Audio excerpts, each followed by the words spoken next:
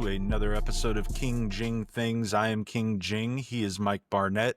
And today we are bringing you guys our top 5 sports moments since 93, 94. You know, we're both 31 years old. We've been around for the past 3 decades. And, you know, we said, fuck it. We might as well go ahead and list out our top 5 moments. There wasn't really any guidelines to this. It could be your personal top 5 moments. It could be, just top 5 where like you knew exactly where you were when this happened, or it could just be a consensus. What affected the masses in terms of sports moments. Mike, did you have any trouble doing this? Did I have trouble? Absolutely. More narrowing it down to five. Because the way I'm looking at this draft is 5 moments that, like, I wanted to be there. Like, what it would have meant to me to be there when that happened. And so I have a ton of them that, I didn't think I felt as close to, but maybe I was like, but it would have been incredible to be a part of that. So I've I still have my list of 14. I have not narrowed it down to five at all. I'm going to pick based on as soon as you ask me what I'm picking, because that's going to be very genuine from me. So let's see how this goes. I think I've got my top 5 already. I'll see if I end up pivoting from my list that I've already made. But why don't you go ahead and get started? We're going to be working our way back from 5 to our best moment. So I'll be interested to see if we have any overlapping moments on here. My number five, and I'm just doing this honestly for the fun because you know what? I think this would have been so sick. And it's a sport that probably nobody to this day actually watches on TV very often. But I'm taking Pete Weber's "Who Do You Think You Are? I Am" moment in the 2012 Bowling US Open. Pete Weber secured his 5th title that day, and every single person in the world knows this moment, has heard it. "Who do you think you are? I am." That's not even what he was trying to say. He had a whole different sentence that's close to that, but he didn't say it correctly. There's been people in every other sport that you know that have come out and said this exact thing. It is one of the most memorable moments in sports history, and I would have loved to have been there to see it. That's my number 5 moment. I don't hate it. Solid pick. It's obviously one of the most viral sports moments, at least over the last 15 years. You see it on Twitter, you see it on Instagram Reels, you see it on TikTok. It's probably the only moment from bowling that has sort of broken past the sport itself. Except for And hambone. Hambone! I love that word. Fuck. Sorry. solid pick. No complaints there. For my number 5, I've got the Kawhi Leonard buzzer beater against the 76ers on May 12th, 2019. This sort of started the collapse of the Sixers Embiid Ben Simmons team. This was obviously the one year that Kawhi spent up in Toronto, which he didn't even want to go play for them. I believe before he got traded, he had said that he wanted to go to LA. Obviously the Spurs didn't like what offers they had and said, fuck it, we're shipping you to Toronto. If you don't remember, he missed the previous season for I think all but 6 games due to his injury and just not wanting to forcingly make him play. But the game was already intense. It was a game 7. They were going back and forth the entire game. You have 4 seconds left, and Jimmy Butler ends up hitting the game tying layup. Everybody was like, yep, there's no way the Raptors sort of recover from this. This is going to OT. So, you're watching the play unravel. 4 seconds left. Marc Gasol is inbounding the ball. He gets it to Kawhi at the top of the key. Kawhi then goes and takes it to the opposite corner and just throws up a prayer. And, this was probably the longest 2-point shot that you could possibly get because I feel like half of his foot was on the line. He does it in Joel Embiid's face. As it's coming down, you see Kawhi squat out of bounds, just looking as the ball comes down. It hits the rim, bounces, hits the rim, bounces, hits the rim, bounces, hits the rim for a fourth time, and just falls into the hoop. Raptors win game seven, takes them to the Eastern Conference Finals, and then, the rest is history. Obviously, the Raptors end up winning their first title, and Kawhi leaves. So I'm going with that as my number five. I think that's a great pick. I mean, if you really look at what Kawhi Leonard's career has turned into since that moment, it seems like he's only been injured or something has been going on that we don't know. And like when you look back at it, at least you'll always remember that. And like Toronto will always have a championship now, no matter what. And it really does kind of end up being cool when you see a team that has never won something end up winning it. Uh, you can't help but get excited. I think it really, as you emphasize, it's how many times it hit the rim. Like my heart would have been out of my ass if I was a Raptors fan seeing that. So it would have been awesome to see and then feel the energy in the crowd after. That's a great number five pick, I appreciate that. Yeah, I feel like that ball was bouncing for probably about 5 seconds, but which felt it's like an just hour. everything fucking stopped at that moment. Everybody's looking up. We've got great images that came from that. It's just an incredible highlight to begin with. So I'm happy with that as my fifth pick. I love it.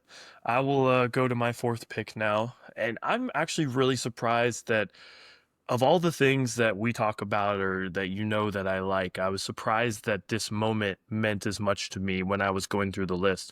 But my number four pick is going to be Conor McGregor's 13-second knockout of Jose Aldo. And I think this really goes back to not just the moment. Unfortunately, I'm probably cheating a little bit, but the build up to this fight. This was the prime of the UFC going into UFC 194. The press conferences in these moments where the way an entire country backed somebody in a sport that arguably today doesn't feel nearly as important as it did in that time. Everybody wanted to watch that fight. Everybody was ready to see what Conor McGregor did. I'm not talking anything about what he's gone on to do today, what he does today. Uh, Completely take that out of your mind. Just think about the moment of that happening, and then having the fastest title finish ever in the UFC history against arguably one of the greatest UFC fighters of all time. That was a shift for at least 18 to 24 months of the UFC being one of the most popular sports in the world. Uh, Conor McGregor went on to do boxing matches and do all of these other things and sell pay-per-views like no other. And it's almost hard to argue that we will probably never see a Conor McGregor in the UFC again, or anybody nearly as big as he was in his prime. So I think for me, I would love to see that knockout, but I think I'd just love to be at the build up when they were at all the press conferences. That was a different time that we'll never see again, I think, in our lifetimes. I think the press conference and stuff definitely like lead up to the moment. So I'll obviously there were no rules to this, so the moment could last weeks if you wanted it to. Uh, but yeah, this probably cemented like the big growth in UFC because I believe that happened in like 2015, and that is where you saw like a true rise in interest just by like the common sports fan now hopping into UFC. I'm pretty sure this is what brought my brother into becoming the big UFC fan that he is today. And it definitely helped with one, the story of Conor McGregor, and just two, like I said, solidifying the UFC as like this rising sport, not only in the United States, but across the world in general. It had $1.2 million pay-per-view buys.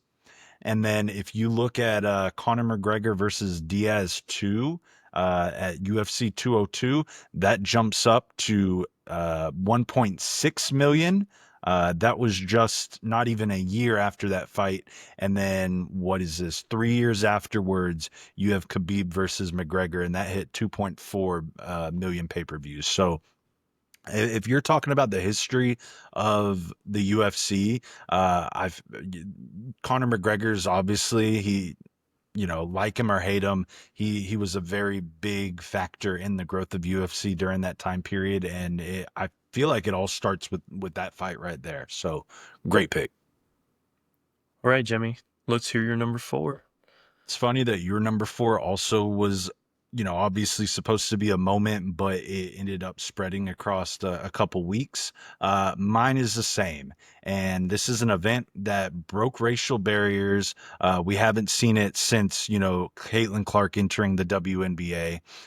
This guy became the first American born player of Taiwanese and Chinese descent to play in the NBA. We're taking Jeremy Lin in the entire month of February 2012, Linsanity. Just a little background, Jeremy Lin went to Harvard for 4 years. He was a three-time all-conference player. So obviously, in his mind, you're like, okay, I might be able to get drafted. He goes undrafted in the 2010 NBA draft, signs with the Warriors, rarely plays. Most of it was spent down in the G League. He ends up getting waived by the Warriors, signs with the Rockets, waived by them, and then just because of the amount of injuries that the Knicks were playing through, he gets picked up by the Knicks. And even when he first got signed, he wasn't being used, but the injuries just kept building up. And he ends up getting some playing time at the beginning of February, February 4th. He goes up against Darren Williams and the Nets. He puts up 25 points, 5 rebounds, 7 assists, and most importantly, the Knicks win. And this is after the Knicks had spent the last 13 games. They ended up losing 11 of those. So a win is what they needed in that time. So the next game he ends up playing, he gets his first career start because Carmelo Anthony and Amari Stoudemire were both missing those games. Carmelo Anthony actually went to D'Antoni and said, "Hey, you've got to play Lin more." So that ends up getting him a starting position for a little while. He puts up 28 and 8 and another win against the Jazz. Then you see him go up against the number one pick in John Wall and the Wizards. They win that game. And then probably the most memorable part of this little run was his duel with Kobe Bryant against the Lakers, where he ends up putting up 38 points on Kobe Bryant's head as well as the dagger in front of the Lakers bench to win. Now the run sort of slows down a little bit after this, but he ends up going and playing against the Raptors. He hits a game winning three where he ends up, calling off of his teammates, being like, "Hey, don't screen. Like I got this. I got it in my bag." And he hits the three, and he ends up winning. So during that span, the Knicks end up winning 10 out of their 13 games played, and is really the catalyst of what turned the Knicks season around then. And it was just such a fun moment for anybody who was watching the NBA at that point in time. So I'm taking Linsanity at four. Linsanity, I feel like, was everything I was hoping Jimmer Fredette was going to be. Like, I wanted Jimmer to come into the league and just like light up threes and just play offensive basketball, which is basically what Steph Curry ended up doing. Like, that was always my dream for Jimmer Fredette, who actually ended up having a long basketball career, not in the NBA, but he had a long basketball career, which is great. But yeah, Jeremy Lin was just so unexpected. He made it so fun to watch, and he ended up having a very solid career after that month. Like he played a lot longer than I think anybody would have expected him to before that happened. Um, yeah, just an all around good guy, somebody that you like would want to root for any day of the week. So that's definitely not a bad pick. I like it. But we got the chance to root for Jeremy Lin a little bit when he came to Atlanta. But like you said, such a long career. That there's not rumors, they've come out and said it, but D'Antoni straight up told Jeremy Lin, like, "Hey, like, you about to get cut. This is about to happen." And from that moment on, he ends up going and having what he left the NBA in 2019, so a solid 10-year career. That's what you want as an NBA player. Not everybody can come in here and be in the absolute star that, LeBron James, Dwayne Wade, Kobe Bryant, what all of these guys have met, but he had an entire month moment, and he has gone down in the NBA history books. Like, if you were paying attention to basketball at that time, you know what Linsanity was. So Amen, brother. I I love it. like it. It's a Well, great what's your pick. number three? I think, man, I've actually I have a couple that I want to pick for number three, and I'm trying to pick if I want to go with a biased pick for myself because my top two are solid. Like I already know which one they are. Uh, and I think I am gonna do my bias pick. The Chelsea 2012 Champions League final would be my number three sports moment. Chelsea played Bayern Munich in the final. I wrote a blog the other day about Didier Drogba, who, in my opinion, is the greatest striker of all time, playing for a Chelsea team that was good, but not great. And he did what you would die for anybody in your sport to do, and that's come up clutch when you needed it most. Chelsea was down 1-0 in the Champions League final going into the 88th minute when Drogba scored the equalizer. And I if I was in that moment and got to watch that, I could only imagine the tears that would come out of my eyes. Uh, one, because he's my favorite soccer player of all time. Two, because that got Chelsea their first Champions League victory in a time when this is the same guy that almost wasn't even going to be on the team anymore and was struggling for years. He did everything right when you needed him for this team for 8 years, and finally was able to go over the edge. Then you get into extra time. Peter Cech saves a penalty from Arjen Robben, right, which is huge.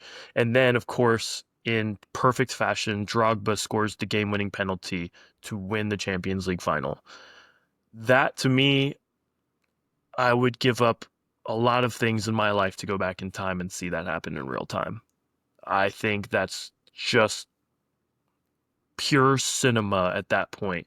If you know what it was like from '04 through 2012, and then knowing that he may never even play in that game with the way things were going. So for me, that's my number three, very biased, but arguably amazing sports moment. I'm sure a lot of people are going to resonate with that moment with you. Unfortunately, it is not me because I could give two shits about soccer. Uh, Come at me, Europeans. That's totally Uh, fine. I think a lot of people will hate my moment because they'll probably like Arsenal, who sucks, or Liverpool, who sucks, or Man City, who sucks. Go ahead. You guys come at me too. They can come at you for not liking soccer. They can come at me for thinking their team sucks.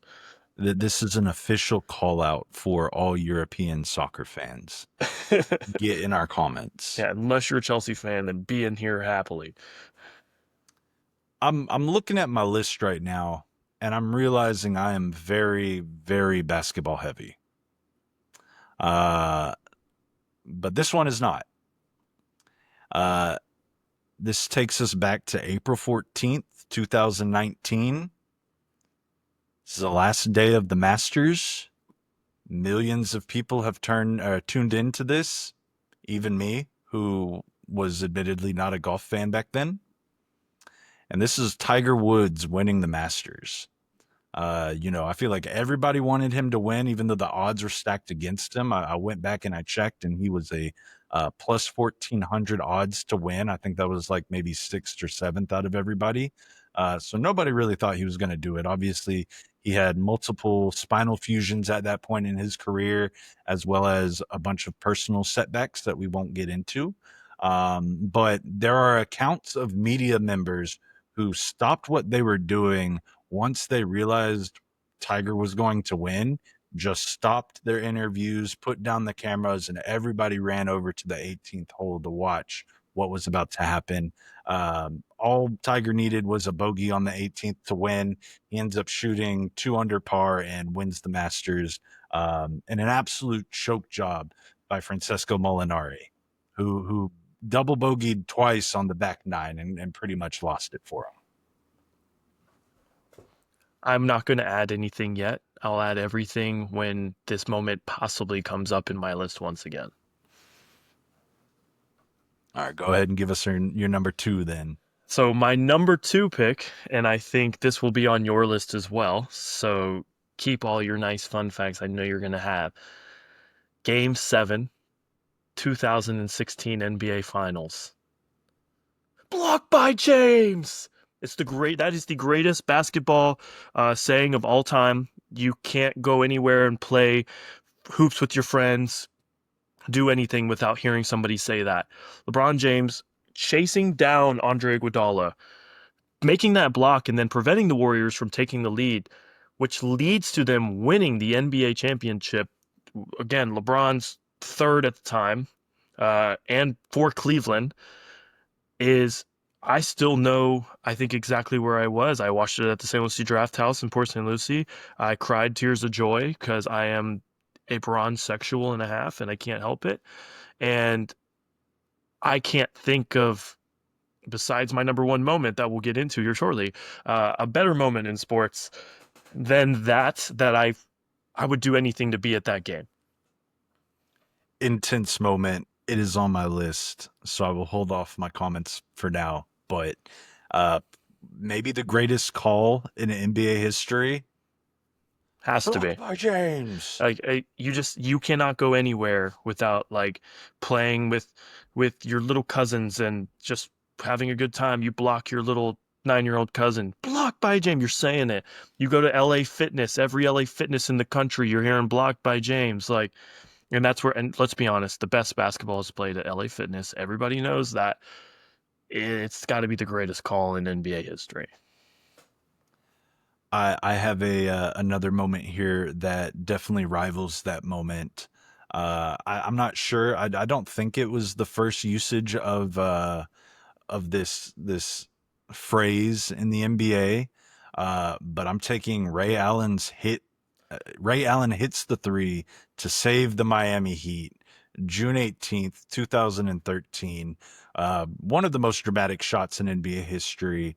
You're talking about the finals, the Heat versus the Spurs. They were going back and forth. Spurs won game one. Heat win game two. Spurs win game three. Heat win game four. Spurs win game five. So obviously you're expecting the Heat to win this in game six.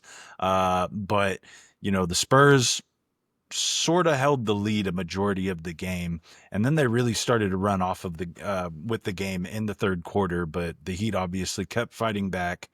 Uh, there are reports that officials had already started putting up yellow ropes around the court because they were just expecting the Spurs to be celebrating their finals win at the end of that game. Um, if you look at Ray Allen's stat line leading up to this moment, he had only taken two twos in that game and he had missed both of them. So he was cold. So you obviously have Mario Chalmers bringing up the ball with 19 seconds left. He passes it to LeBron James, who is at the top of the key. He puts up a three and he misses. But you have Chris Bosh down low, grabs the rebound, passes it back to Allen. You already see Ray Allen moving back, and I think it was Tony Parker who was going to guard him. He just catches him moving a little bit too late. He tries to make a move over at him. Bang! Ray Allen hits the three, and the rest is history. They obviously go into overtime that game. The Heat end up winning, and then they take Game 7 to win their second NBA championship with the LeBron James, Dwayne Wade, and Chris Bosh core.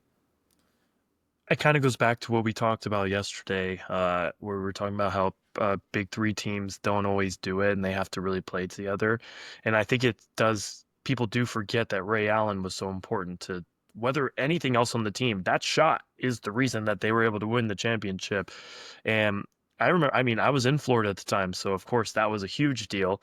And even when you watch the video, the crowd makes that moment. Uh, it's so fucking cool. I mean, Ray Allen is one of the greatest shooters of all time. And what's crazy is there's going to be a time in our lifetime where he's going to be so far down on certain list that people will never understand. And maybe it's what people say about us when they say, "Well, we don't know about Jordan," and because we're LeBron guys, right? Maybe that's the same case. I don't know, but that moment itself is so great. And anytime you can get my Bronny boy a championship, you'll be a goat in my heart forever. It's a weird thing that you mentioned there because like yeah, obviously the style of basketball has changed since then. We are seeing a much more usage of the three. Obviously, you got Steph Curry, Klay Thompson, even Trey Young at this point. You're seeing them chuck up threes, just the way that the game is being played, if you have somebody who has a solid 10-year career and they are just an absolute sniper from beyond the arc, they will probably end up passing Ray Allen in terms of three-pointers made. You know, it's weird to see like absolute legends of our childhood just be buried in the history books, but this is obviously a shot that will live forever. So, his legacy is safe in my book.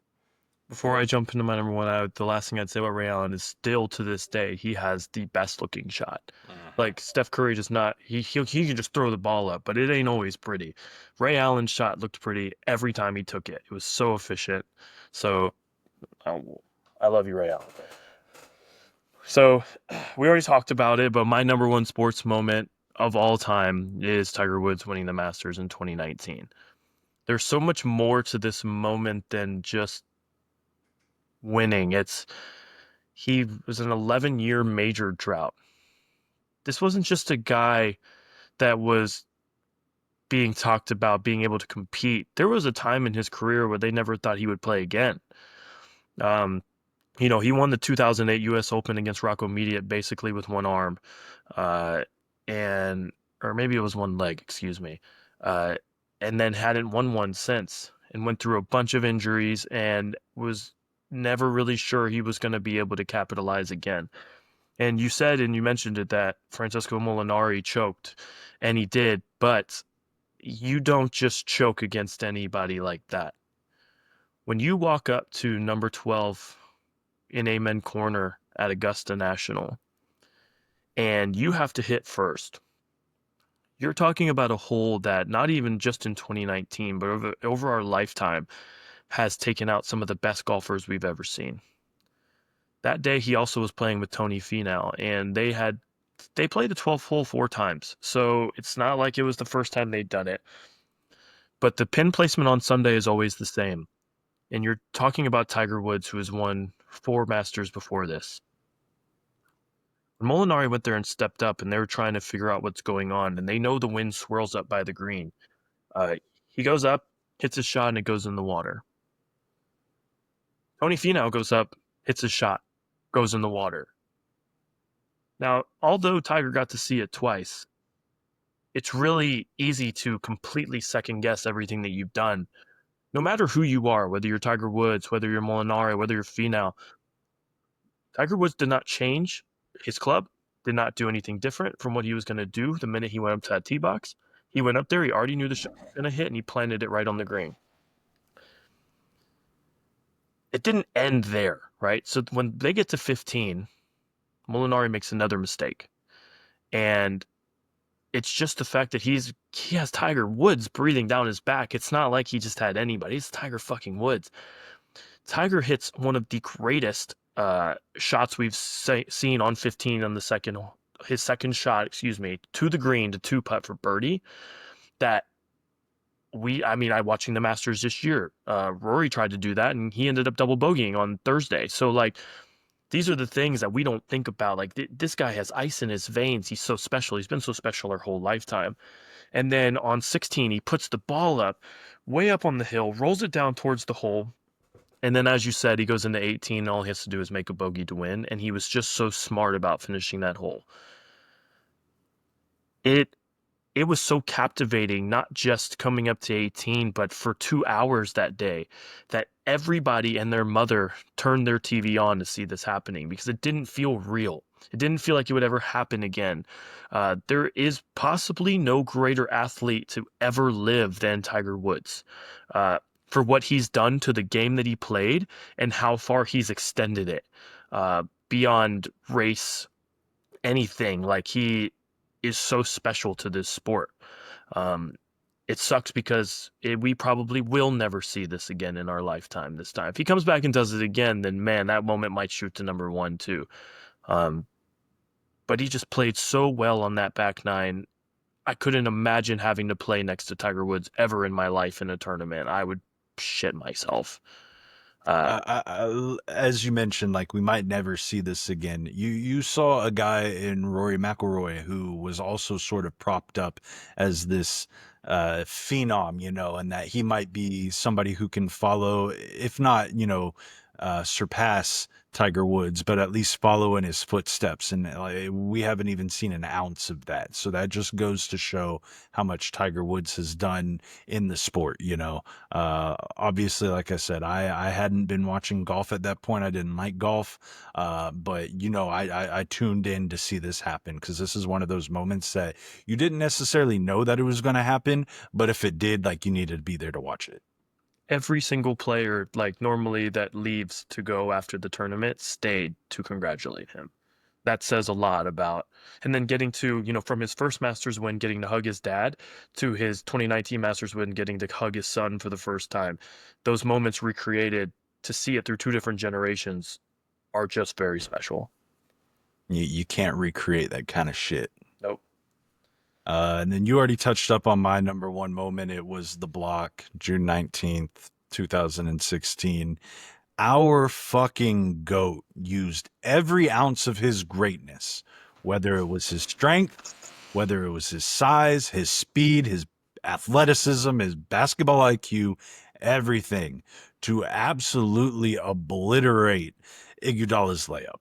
Why don't you dunk it in that moment? I don't know. Probably could have saved a whole lot, but instead we've got the most iconic basketball play in the history of the league. So you already sort of talked about what ends up happening. Obviously, we see LeBron go on and win the championship for Cleveland. He brought the championship to his home city. That was kind of what he was always wanting to do in terms of his basketball career. But that block literally altered the course of not only his career but the NBA landscape. Because if he hadn't have won that championship that year, do we think that the Warriors go on and chase Kevin Durant during that offseason? If they don't, does Kevin Durant stay in OKC? If LeBron hadn't won the championship for Cleveland that year, there's a chance that he may have never done that, just the way that the NBA has sort of been over the last, 10 years, so if he doesn't win that, do we see LeBron in Cleveland still today? Like the entire landscape of the NBA changes just based off of that one play. It was incredible. Like you said, block by James. It'll pop up on my TikTok feed maybe once every 2 weeks, and I sit there and I'll watch it a few times back to back to back. So that's my GOAT doing the GOAT sports moment in the past 30 years. Amen, brother. I agree. And I think, as you said, like, basketball is your number one sport. Golf is probably pretty high up there for me, but you can see how much we care about each moment more than what the sport means to us because that's how important and different it was compared to other things that have ever happened. Do you have any honorable mentions that you want to share? I do have some honorable mentions. Let me get back to my list here. Like I said, this shit was very hard. It ended up breaking to that point where I picked four NBA moments. Didn't really mean for it to be like that. Uh, Yep, but so but I've got some over here, my honorable mentions. some for me, I won't go into details, but Michael Phelps winning 8 gold medals at the 2008 Olympics is that might never happen again. Just a quick note, when you think about what he had to do, he didn't have to do the heats and prelims necessarily uh, for the relays, but he had to do it for every single individual race that he did. So he was racing more than anybody has ever raced in their life to win those medals. So I think that's really cool and important. The 2006 Rose Bowl would have just been the most fun football game to go to and arguably one of the best. Uh, Dale Earnhardt winning the Daytona 500 in 1998 because he tried for so long to do it. I think it was 20 attempts before he finally did it. And then unfortunately, we lost him too early in 2001. Would have just been an unbelievable moment. Uh, I don't know. American Pharaoh winning the Triple Crown would have been cool to be there and bet on that. Imagine. I think that'd be sick. Leicester City winning the 2016 Premier League title when they were 5,000 to 1 odds to win the league. It's arguably the greatest soccer season in history for a team outside of the Big Six. The 2021 F1 title, because I'd go into the FIA's office and beat the shit out of Michael Massey myself for stealing that from Lewis Hamilton. I just can't believe that happened still.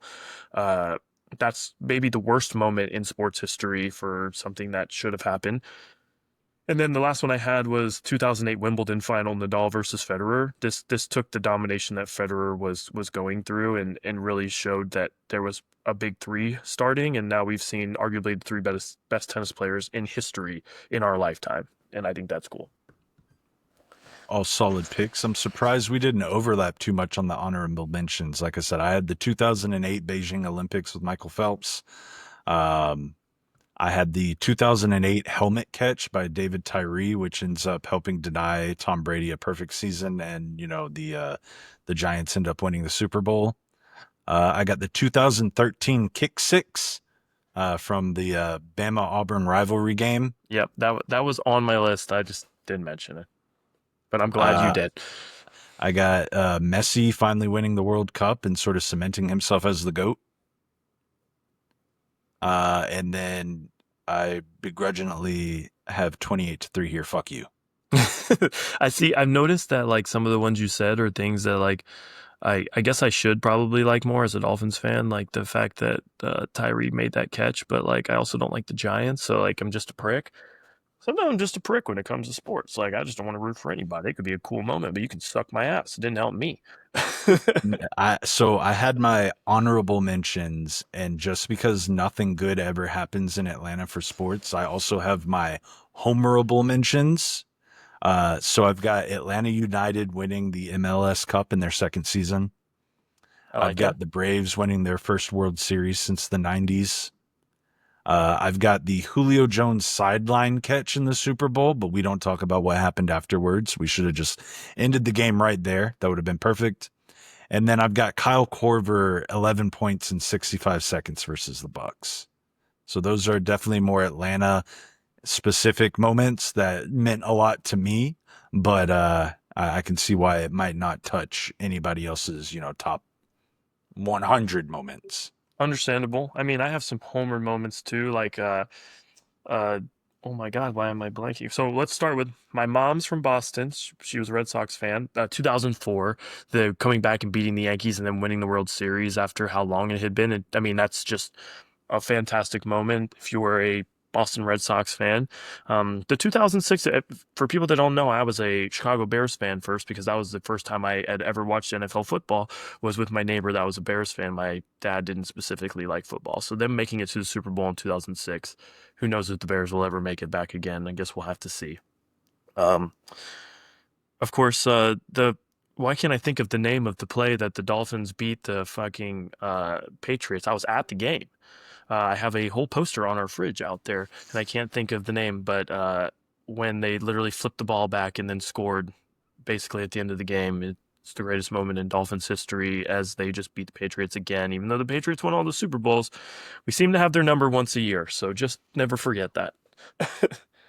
I liked how you mentioned the Red Sox coming back and beating the Yankees because I obviously played a lot of baseball when I was younger, and my team was privileged enough to be able to go play in Cooperstown, Oh, the hell big yeah. like youth baseball tournament up there.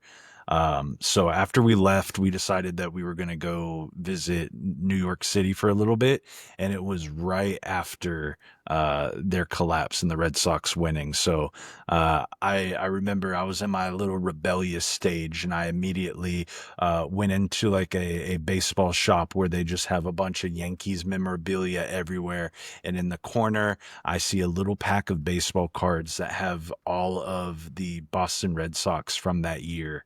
And I was like, I want that. So the Boston Red Sox became my second team behind the Braves at that point. So loved that moment as well. And then the Philly special. The Philly special was just sick. Nope, I agree. Nothing more to say about that. But obviously, we have a nice little range of different moments that sort of impacted us during our entire life. And if anybody is watching this, I'm sure they also have similar moments that they might want to share as well. So we've obviously missed a whole bunch. So if you have any great sports memories over the past 30 years that you think that should have been in one of our top fives, let us know in the comments. If you liked what you saw, go ahead, throw us a like, subscribe, and we'll see you guys next time. Peace.